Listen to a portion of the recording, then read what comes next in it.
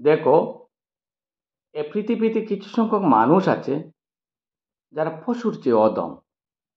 হয়তো এমন কিছু অপরাধ বনের পশুরা করতে ভয় পায়, কিন্তু মানুষ সেই অপরাধগুলো দিব্যি করে ফেলে।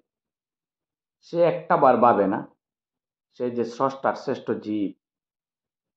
পশ্চিমবঙ্গের ডাক্তার মৌমিতার কথা ভেবে দেখো, ওর কি অপরাধ ছিল?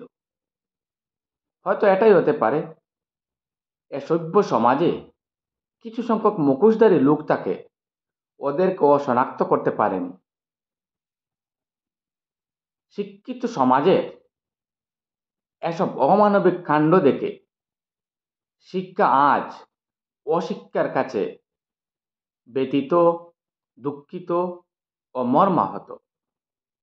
যারা মৌমিতার প্রাণটা কেড়ে নিল, ওদের বিচার কাঠগড়ায় নয়, খোলা মাঠে হোক।